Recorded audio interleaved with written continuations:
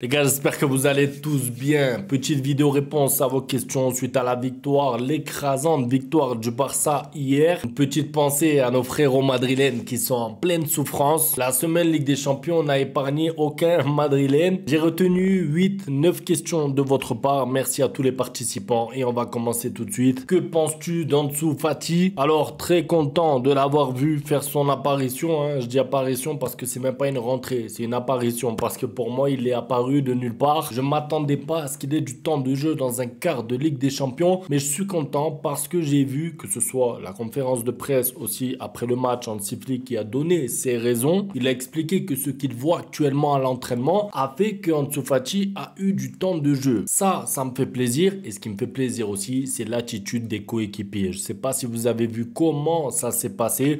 Le changement, Lamine Yamal qui demande le changement justement pour qu'Ansu Fati rentre. Tout ça, c'est des petits détails, mais ça me fait plaisir parce que bon, on supporte le Barça, on aime voir ça, la cohésion de groupe, l'entraide. On ne sait pas si Ansu Fati restera au Barça l'année prochaine. On ne sait pas s'il aura un rôle aussi pour la fin de la saison. Et attention, parce que si Ansu Fati a un peu de temps de jeu par-ci par-là, imaginez-vous comment l'histoire serait belle si jamais il met un but important entre aujourd'hui et la fin de la saison. Peu importe le match, peu importe la compétition. De toute façon, on est dans la dernière ligne droite. Il reste une dizaine, 13, 14 matchs. Toute aide est bonne à prendre. Et si c'est de l'aide qui vient de la part d'un numéro 10 du Barça, de la Masia, Ansu Fati, on prend encore plus. Le Barça est en demi-finale déjà ou bien il y a des choses à faire? Alors, je pense que ça sert à rien de dire qu'il reste encore un match retour, qu'il faut faire attention à je sais pas quoi.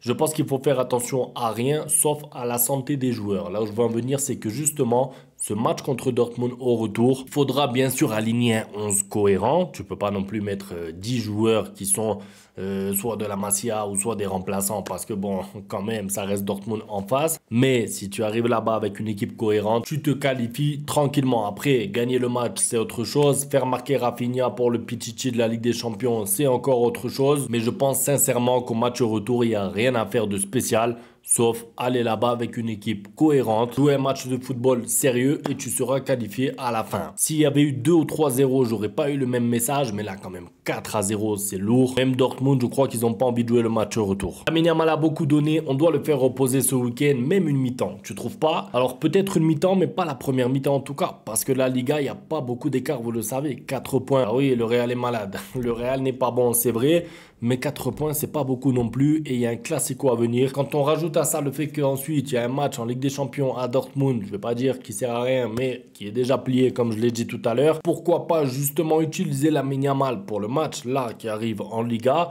et justement le faire reposer contre Dortmund remplaçant. Ça me paraît beaucoup plus cohérent vu les exigences du Barça en Liga. Pedri en régression. Pedri en régression de quoi? Parce que son match il est bon, Pedri. Alors il faut pas non plus tout mélanger. Oui, Pedri a fait des meilleurs matchs depuis le début de la saison.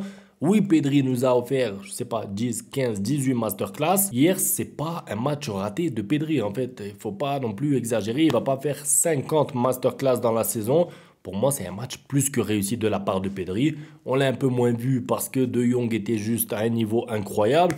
On l'a un peu moins vu parce que Lamine Yamal, Rafinha et Lewandowski ont brillé devant. Mais il a été bon, il a récupéré des ballons, il a encore une fois donné le tempo. Moi, j'ai beaucoup aimé son match à Pedri. Donc, régression, pas d'accord. Ce PSG en finale me fait peur. Alors, le PSG qui est presque qualifié pour la demi-finale aussi.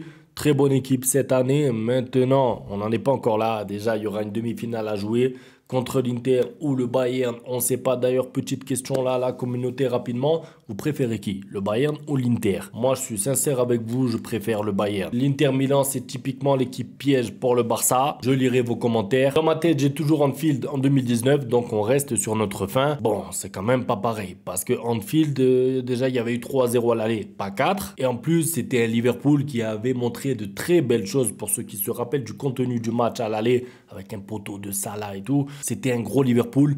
Là, c'est pas pour manquer de respect à Dortmund, mais c'est léger. C'est faible en face. Tu peux mettre Ansu Fati, Ferran Torres au retour, ça passe. Je pense pas que le match de Rafinha va faire oublier les critiques en sélection. Si, clairement, ça y est, il faut passer à autre chose. D'ailleurs, il a encore reçu une question sur le sujet.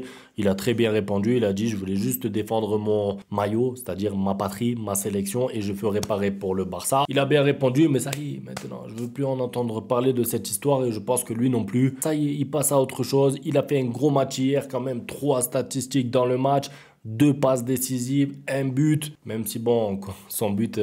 qu'il a volé à Kobarsi, si on peut dire ça comme ça. Les passes décisives sont parfaites. Bon match de sa part et on peut compter sur lui pour la fin de la saison. Pas de question, ça fait tellement plaisir de voir ce jeu après 6 ans de galère. Vraiment, vraiment, pour tous ceux qui supportent le Barça depuis des années, pour ceux qui ont connu l'époque creuse là, qui était dure, hein, le départ de Messi, les matchs pourris, on a eu des entraîneurs... Je me rappelle même plus leur nom, les Kiki Sétienne et compagnie. C'était dur, mais on est resté là.